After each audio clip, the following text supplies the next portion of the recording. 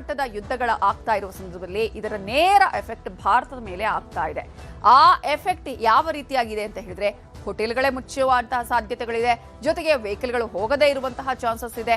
ಇದರೆಲ್ಲದರ ಪರಿಣಾಮಾರಿತ ಕೇಂದ್ರ ಇದೀಗ ಎಸ್ಮಾವನ್ನ ಜಾರಿಗೊಳಿಸಿದೆ. ಹಾಗಾದ್ರೆ ಭಾರತದಲ್ಲಿ, ಅದರಲ್ಲೂ ಮುಖ್ಯವಾಗಿ ಕರ್ನಾಟಕದಲ್ಲಿ ಏನೆಲ್ಲ ಸಮಸ್ಯೆ ಆಗಿದೆ, ಬೆಂಗಳೂರಲ್ಲಿ ಏನ್ ಸಮಸ್ಯೆ ಆಗಿದೆ, ಇತರೆ ಜಿಲ್ಲೆಗಳಲ್ಲಿ ಏನೆಲ್ಲ ಸಮಸ್ಯೆ ಆಗಿದೆ, ಇದು ರಾಜಕೀಯ ಜಟಾಪಟಿಗೆ ಹೇಗೆ ಕಾರಣ ಆಗಿದೆ, ಯಾರ್ಯಾರು ಏನೇನು ಹೇಳಿದ್ರು, ಇವೆಲ್ಲದರ ಕಂಪ್ಲೀಟ್ ಡೀಟೇಲ್ಸ್ ಅನ್ನ ಈ ವರದಿಯಲ್ಲಿ ನೋಡೋಣ.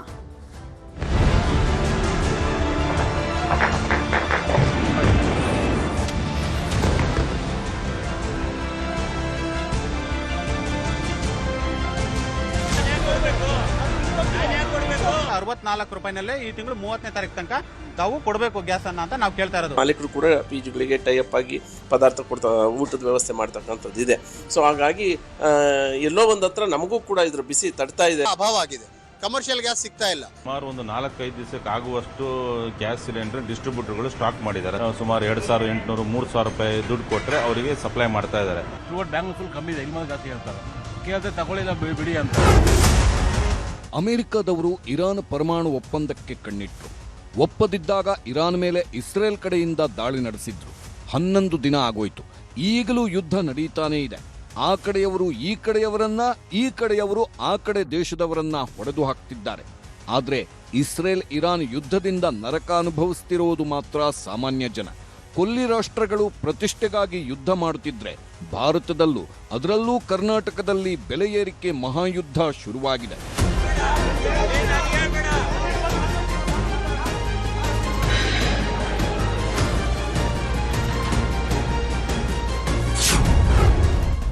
ವಾಣಿಜ್ಯ ಸಿಲಿಂಡರ್ಗಳ ಸ್ಥಗಿತಗೊಳಿಸಿದ ಕಂಪನಿಗಳು, ರಾಜ್ಯದ ಹೋಟೆಲ್ ಉದ್ಯಮವೇ ಅಲ್ಲೋಲ ಕಲ್ಲೋಲ.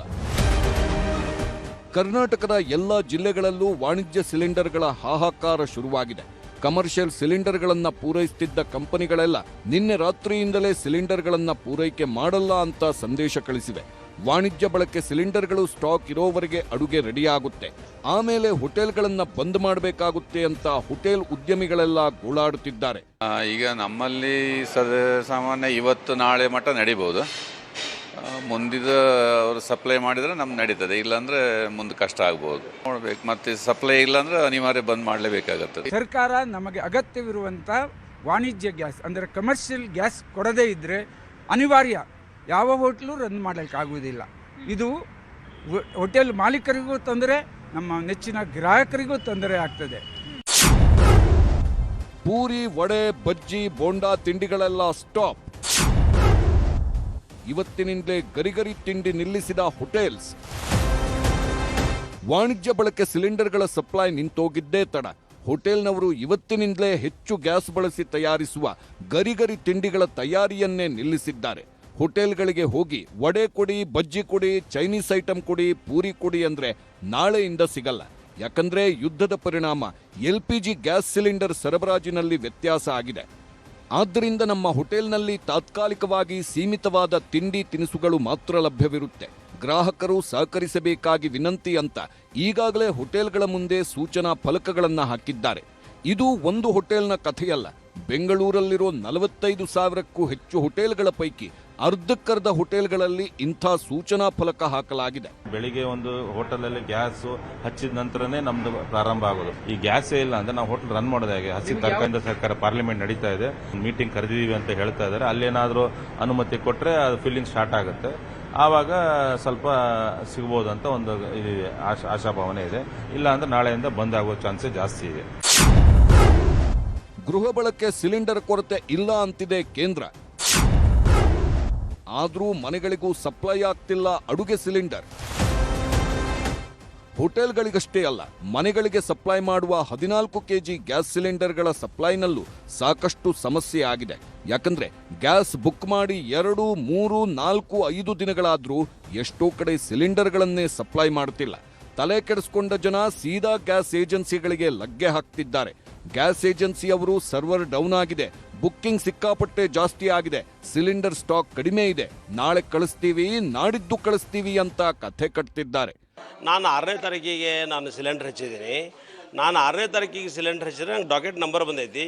7ನೇ ತಾರೀಕಿಗೆ ಡೆಲಿವರಿ ಆಗ್ತೈತಿ ಅಂತ ಹೇಳ್ತಾರೆ. ಬಟ್ ಇವತ್ತು 10ನೇ ತಾರೀಕು, ಮುಂದೆ 8ನೇ ತಾರೀಕಿಗೆ ರೇಟ್ ಜಾಸ್ತಿ ಆಗ್ತೈತಿ. ಬಟ್ ಇವತ್ತಿಗೂ ನಂದು ಡೆಲಿವರಿ ಆಗಿಲ್ಲ. ಅಂದರೆ ಅವ್ರಿಗೆ ಮೊದಲೇ ಗೊತ್ತು ರೇಟ್ ಎಲ್ಲ ಜಾಸ್ತಿ ಆಗುತ್ತೆ. ಇವನ್ನೆಲ್ಲ ಇಂಥವನ್ನ ಈ ಹಚ್ಚಿದ ನಂಬರ್ಗಳನ್ನು ಕೂಡ ಅವ್ನು ತೊಗೊಂಡು ಸ್ಟಾಕ್ ಇಟ್ಕೊಂಡು ನಾಳೆ ಅವನ್ನ ಜಾಸ್ತಿ ರೇಟಿಗೆ ಮಾರ್ಕೊಳ್ಳೋದು. ಇದು ಮೇಲ್ನೋಟಕ್ಕೆ ಈಗ ನಂದು ಡೆಲಿವರಿ ಆಗಿಲ್ಲ ಅಂದಮೇಲೆ ನನಗೆ 100% ನೋ ಡೌಟ್. ಪಿಜಿಗಳಿಗೂ ಶುರುವಾಯಿತು ಗ್ಯಾಸ್ ಟ್ರಬಲ್. ಬೆಂಗಳೂರಲ್ಲಿ 12ರಿಂದ 18 ಸಾವಿರ ಪಿಜಿಗಳಿವೆ. ವಿದ್ಯಾರ್ಥಿಗಳು, ಉದ್ಯೋಗಿಗಳು ಸೇರಿದಂತೆ 10 ಲಕ್ಷಕ್ಕೂ ಹೆಚ್ಚು ಜನ ಪಿಜಿಗಳಲ್ಲಿ ವಾಸ ಮಾಡುತ್ತಿದ್ದಾರೆ. ಆದರೆ ಪಿಜಿಗಳಿಗೂ ಕಮರ್ಷಿಯಲ್ ಸಿಲಿಂಡರ್ಗಳು ಸಿಗ್ತಿಲ್ಲ. 3-4 ದಿನ ಹೇಗೋ ನಿಭಾಯಿಸಬಹುದು, ಮುಂದೇನು ಅನ್ನೋ ಆತಂಕ ಪಿಜಿ ಮಾಲೀಕರನ್ನೂ ಕಾಡುತ್ತಿದೆ. ಸಂಜೆಯಿಂದ ಇದರ ಸ್ವಲ್ಪ ಬಿಸಿ ತಟ್ಟಲು ಆರಂಭಿಸಿದೆ. ಯಾಕಂದರೆ ಎಷ್ಟೋ ಕಡೆ ಹೋಟೆಲ್ ಮಾಲೀಕರು ಕೂಡ ಪಿ ಜಿಗಳಿಗೆ ಟೈಅಪ್ ಆಗಿ ಪದಾರ್ಥ ಊಟದ ವ್ಯವಸ್ಥೆ ಮಾಡ್ತಕ್ಕಂಥದ್ದು ಇದೆ. ಸೊ ಹಾಗಾಗಿ ಎಲ್ಲೋ ಒಂದು ಹತ್ರ ನಮಗೂ ಕೂಡ ಇದ್ರ ಬಿಸಿ ತಡ್ತಾ ಇದೆ. ಕನಿಷ್ಠ ಅಂದರೂ 30-40 ಜನ ವಾಸ ಆಗಿರ್ತಾರೆ, ಮ್ಯಾಕ್ಸಿಮಮ್ ಅಂದರೆ 100-200 ಜನ ವಾಸವಾಗಿರ್ತಾರೆ. ಹಾಗಾಗಿ ಆ ಒಂದು 3-4 ದಿನಕ್ಕೆ ಎಷ್ಟು ಬೇಕಾಗುತ್ತೋ ಅಷ್ಟು ರನ್ನಿಂಗ್ ಇರುತ್ತೆ. ಇವಾಗೂ ಸಹ ಇಂಥ ಸಂದರ್ಭದಲ್ಲಿ ನಮಗೂ ಆತಂಕ ಆಗ್ತಾ ಇದೆ. ಸುಮಾರು 10 ಲಕ್ಷಕ್ಕೂ ಹೆಚ್ಚು ಜನ ಪಿ ಜಿಗಳಲ್ಲಿ ವಾಸ ಮಾಡ್ತಿದ್ದಾರೆ ಅನ್ನುವಂತಹ ಮಾಹಿತಿ ಇದೆ. ಗ್ಯಾಸ್ ಸಿಲಿಂಡರ್ಗಳ ಅಭಾವ ಬೇಕಂತಲೇ ಸೃಷ್ಟಿಸುತ್ತಿದ್ದಾರೆ. ಬೆಲೆ ಏರಿಕೆ ನೆಪದಲ್ಲಿ ಸುಲಿಗೆ ಮಾಡ್ತಿದೆಯಾ ಏಜೆನ್ಸಿಗಳು? ಕೇಂದ್ರ ಸರ್ಕಾರವೇ ಹೇಳಿದೆ, ಭಾರತದಲ್ಲಿ 30ರಿಂದ 40 ದಿನಕ್ಕಾಗುವಷ್ಟು LPG ಸಿಲಿಂಡರ್ಗಳು ಸ್ಟಾಕ್ ಇದೆ ಅಂತ. ಆದರೂ ಸಮಸ್ಯೆ ಆಗ್ತಿದೆ. ಇದಕ್ಕೆಲ್ಲ ಕಾರಣ ಗ್ಯಾಸ್ ಸಪ್ಲೈ ಮಾಡುವ ಏಜೆನ್ಸಿಗಳು ಅನ್ಸುತ್ತೆ. ಯಾಕಂದ್ರೆ ಸ್ಟಾಕ್ಗಳಿದ್ರೂ ಜನರಿಗೆ ಕೊಡದೆ ಕೃತಕ ಅಭಾವ ಸೃಷ್ಟಿ ಮಾಡುತ್ತಿದ್ದಾರೆ. ಈಗಿರುವ ಬೆಲೆಗೆ ಸಿಲಿಂಡರ್ ಖರೀದಿಸಿ ಸ್ಟಾಕ್ ಮಾಡಿಕೊಂಡು ಆಮೇಲೆ ಬೆಲೆ ಏರಿಕೆ ಆದ್ಮೇಲೆ ಸಪ್ಲೈ ಮಾಡೋ ಹುನ್ನಾರ. ಇದರ ಜೊತೆಗೆ ಕೃತಕ ಅಭಾವ ಸೃಷ್ಟಿಸಿ ಹೆಚ್ಚು ಬೆಲೆಗೆ ಬ್ಲ್ಯಾಕ್ನಲ್ಲಿ ಸೇಲ್ ಮಾಡ್ತಿರೋ ಆರೋಪಗಳು ಗ್ಯಾಸ್ ಏಜೆನ್ಸಿಗಳ ಮೇಲೆ ಹೋಟೆಲ್ನವರೇ ಮಾಡುತ್ತಿದ್ದಾರೆ. ಸುಮಾರು ಒಂದು 4-5 ದಿವಸಕ್ಕೆ ಆಗುವಷ್ಟು ಗ್ಯಾಸ್ ಸಿಲಿಂಡರ್ ಡಿಸ್ಟ್ರಿಬ್ಯೂಟರ್ಗಳು ಸ್ಟಾಕ್ ಮಾಡಿದ್ದಾರೆ ಅಂತ ಒಂದು ನಮ್ಗೆ ಕೇಳ್ಪಟ್ಟಿದ್ವಿ. ಯಾಕಂತ ಹೇಳಿದ್ರೆ ಈಗಾಗಲೇ ಕೆಲವೊಂದು ಹೋಟ್ಲ್ಗಳಿಗೆ ಸುಮಾರು 2,800, 3,000 ರೂಪಾಯಿ ದುಡ್ಡು ಕೊಟ್ಟರೆ ಅವರಿಗೆ ಸಪ್ಲೈ ಮಾಡ್ತಾ ಇದ್ದಾರೆ.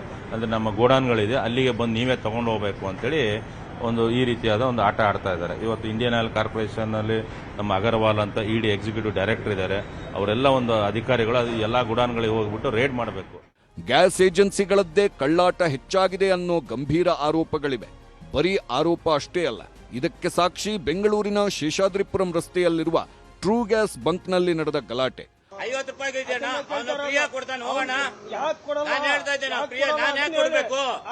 ನಾನು ಯಾಕೆ ಕೊಡ್ಬೇಕು? ನಾನು ಯಾಕೆ ಕೊಡ್ಬೇಕು ನಿನಗೆ? ನಾನೇನೇ ಕೊಡ್ಬೇಕು? ನಿನಗೇನೆ ಕೊಡ್ಬೇಕು?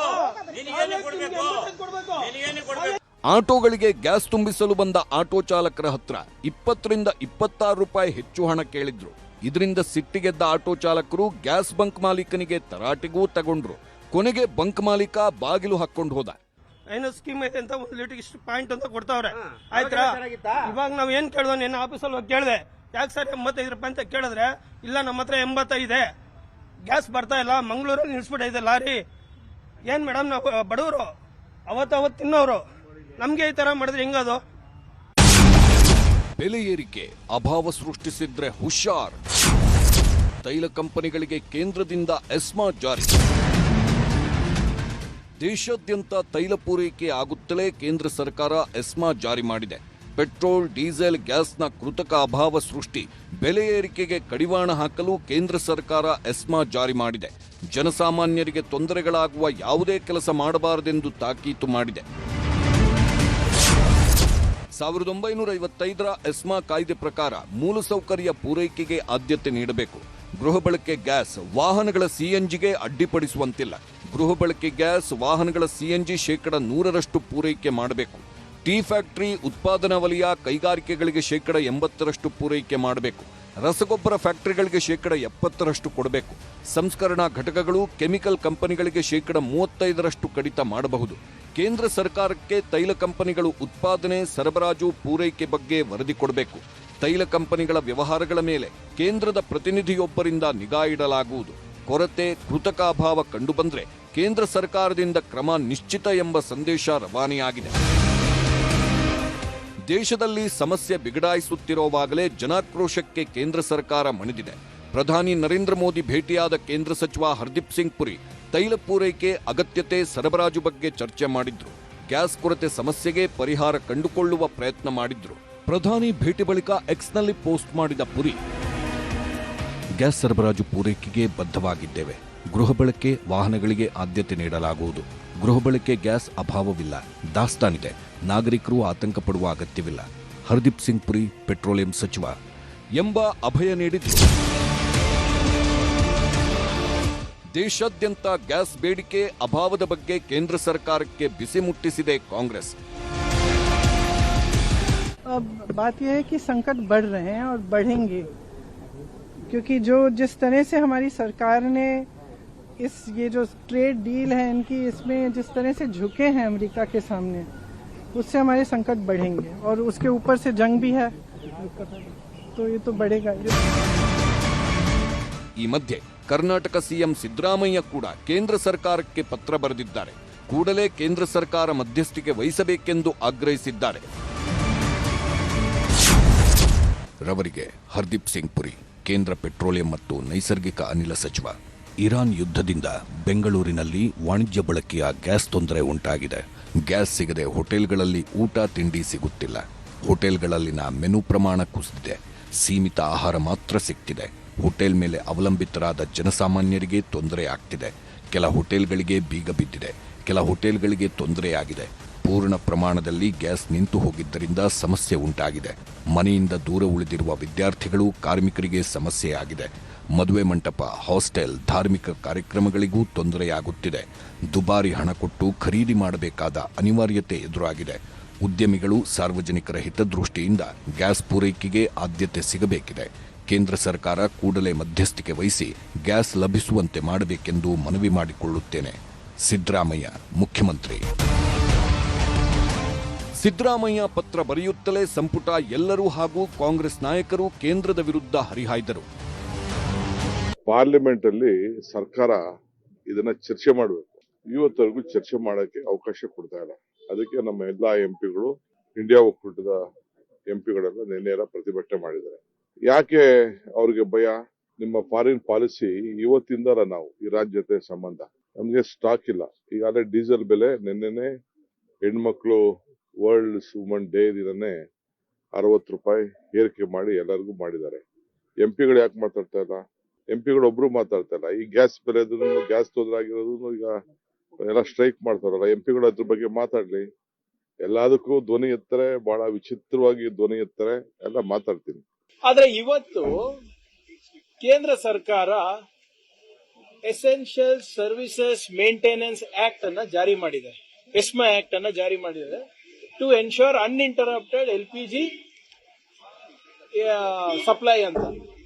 ಆದ್ರೆ ಸರ್ಕಾರದಲ್ಲಿ ಏನಾಗ್ತಾ ಇದೆ, ಏನಾಗ್ತಾ ಇಲ್ಲ ಅಂತ ಕೇಂದ್ರ ಸರ್ಕಾರಕ್ಕೆ ಗೊತ್ತಿಲ್ಲ, ಸಚಿವರಿಗೆ ಗೊತ್ತಿಲ್ಲ, ಅಧಿಕಾರಿಗಳಿಗೆ ಗೊತ್ತಿಲ್ಲ. ಅಂದ್ರೆ ಆಡಳಿತ ಯಾವ ದಿಕ್ಕಿನಲ್ಲಿ ಇವರು ನಡೆಸ್ತಾ ಇದಾರೆ ಅಂತ ಬಹಳ ಸ್ಪಷ್ಟವಾಗಿ ಎದ್ದು ಕಾಣಿಸ್ತಾ ಇದೆ. ಸಾರ್ವಜನಿಕರಲ್ಲಿ ಇವತ್ತು ಆತಂಕ ಮೂಡಿಸ್ತಾ ಇದ್ದಾರೆ. ನೀವು ಹೇಳ್ದಂಗೆ ಹೋಟೆಲ್ ಮಾಲೀಕರು ಇರ್ಬೋದು, ಸಣ್ಣ ಪುಟ್ಟ ಬಿಸ್ನೆಸ್ಗಳಿರ್ಬೋದು, ಅವ್ರು ಆತಂಕದಲ್ಲಿದ್ದಾರೆ. ಇದು ಮಾತೆತ್ತಿದ್ರೆ ವಿಶ್ವಗುರು ಅಂತಾರಲ್ಲಪ್ಪ.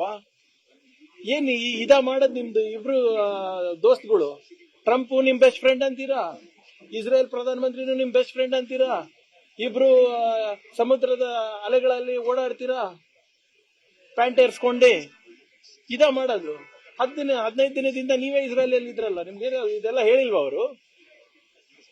ಇದು ನಮ್ಮ ರಾಷ್ಟ್ರದ ವಿದೇಶಾಂಗ ನೀತಿ ಮತ್ತೆ ಆರ್ಥಿಕ ನೀತಿಯ ವೈಫಲ್ಯ. ರಾಹುಲ್ ಗಾಂಧಿ ಅವರು ಬಹಳ ಸ್ಪಷ್ಟವಾಗಿ ಇದನ್ನ ಹಿಂದಿನ ಪಾರ್ಲಿಮೆಂಟ್ ನಲ್ಲಿ ಕೇಳಿದಾಗ ಕೂಡ ಎಲ್ಲರೂ ಅವ್ರ ಮೇಲೆ ದಾಳಿ ಮಾಡಿದ್ರು, ವಾಗ್ದಾಳಿ ಮಾಡಿದ್ರು. ಎಲ್ಲಿದ್ದಾರೆ ವಿದೇಶಾಂಗ ಸಚಿವರು? ಎಲ್ಲಿದ್ದಾರೆ? ಹರ್ದೀಪ್ ಸಿಂಗ್ ಪುರಿ ಅವರು ಎಲ್ಲಿದ್ದಾರೆ? ಮೋದಿ ಅವರು ಎಲ್ಲಿದ್ದಾರೆ? ಪಾರ್ಲಿಮೆಂಟ್ ನಲ್ಲಿ ಬಂದು ಉತ್ತರಿಸಲಿಕ್ಕೂ ಇವತ್ತು ತಾಕತ್ತು ಇವತ್ತು ಪ್ರೈಮ್ ಮಿನಿಸ್ಟರಿಗೆ ಇಲ್ಲ. ಹೋದ್ ಬಾರಿನೂ ಉತ್ತರ ಕೊಟ್ಟಿಲ್ಲ, ಹಂಗೆ ಓಡೋಗ್ಬಿಟ್ರು. ಈ ಪರಿಸ್ಥಿತಿಗೆ ಕಾರಣ ಮೋದಿ ಅವರ failed diplomacy, failed foreign policy. ಬರೇ ಮನ್ ಕಿ ಬಾತಿಗೆ ಅವರು ಪ್ರಧಾನಮಂತ್ರಿ ಆಗಿದ್ದಾರೆ, ರೀಲ್ಸ್ ಮಾಡ್ಲಿಕ್ಕೆ ಪ್ರಧಾನಮಂತ್ರಿ ಆಗಿದೆ. ಅಂತಾರಾಷ್ಟ್ರೀಯ ಮಟ್ಟದಲ್ಲಿ ನಮ್ಮ ರಾಷ್ಟ್ರದ ಮರ್ಯಾದೆ ಕಳ್ಕೊಂತ ಇದೀವಿ ನಾವು. ಪ್ರತಿ ಕುಟುಂಬವನ್ನ ಕಾಡ್ತಿರೋ ಅತಿ ದೊಡ್ಡ ಯಕ್ಷ ಪ್ರಶ್ನೆ ಈ ಬಿಜೆಪಿ ಸರ್ಕಾರ ಸೆಂಟ್ರಲ್ ಅಲ್ಲಿ ಬಂದಾಗಿಂದ ಈಗ LPG ಗ್ಯಾಸ್ ಸಿಲಿಂಡರ್ ಹೈಕ್ ಮಾಡಿದ್ದಾರೆ. 60 ರೂಪಾಯಿ ಮಿನಿಮಮ್ ಇಂದ ಇನ್ನ ಎಷ್ಟೆಷ್ಟು ಹೈಕ್ ಆಗುತ್ತೋ ಗೊತ್ತಿಲ್ಲ.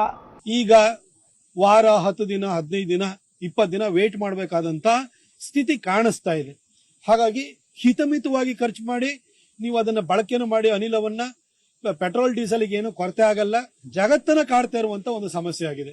ಇದೇನು ಭಾರತದಲ್ಲಿ ಮಾತ್ರ ಆಗ್ತಾ ಇರೋಂಥದ್ದಲ್ಲ, ಬೇರೆ ದೇಶಗಳಲ್ಲಿ ಪೆಟ್ರೋಲ್ ಡೀಸೆಲ್ ಅನ್ನು ಕೂಡ ನಿಮಗೆ ಬೈ ಮಾಡಕ್ಕಾಗಲ್ಲ. ಆ ಲೆವೆಲ್ಗೆ ಅದು ಒಂದು ಗಗನಕ್ಕೆ ಏರ್ಬಿಟ್ಟಿದೆ. ಯುದ್ಧ ಹೀಗೆ ಮುಂದುವರೆದರೆ ಮುಂದೆ ಗ್ಯಾಸ್ ಅಷ್ಟೇ ಅಲ್ಲ, ಪೆಟ್ರೋಲ್ ಡೀಸೆಲ್ಗೂ ಅಭಾವ ಎದುರಾಗಲಿದೆ. ಹೀಗಾಗಿ ಶೀಘ್ರವೇ ತುರ್ತು ಕಾರ್ಯಗಳು ಆಗಬೇಕಿದೆ. ರಾಜಕೀಯ ಇಚ್ಛಾಶಕ್ತಿಯನ್ನು ಮೀರಿದ ಕೆಲಸಗಳು ಆಗಲೇಬೇಕಾದ ಅನಿವಾರ್ಯತೆಗಳು ಇದೀಗ ಆಳೋರ ಮುಂದಿವೆ. Bureau report, news 18. ಇದು ಜನಸಾಮಾನ್ಯರ ಮೇಲೇನೆ ಪರಿಣಾಮ ಬೀರೋದ್ರಿಂದ ಯಾವ ರೀತಿಯಾಗಿ ಪರಿಹಾರವನ್ನ ಕಂಡುಕೊಳ್ತಾರೆ, ಪರ್ಯಾಯ ಮಾರ್ಗಗಳನ್ನು ಅನುಸರಿಸುತ್ತಾರೆ ಕೇಂದ್ರ ಸರ್ಕಾರ ಆಗಿರುವುದು, ರಾಜ್ಯ ಯಾವ ರೀತಿಯಾಗಿ ಕ್ರಮಗಳನ್ನು ಕೈಗೊಳ್ಳುತ್ತೆ ಅನ್ನೋದನ್ನ ಮುಂದಿನ ದಿನಗಳಲ್ಲಿ ಕಾದು ನೋಡೋಣ.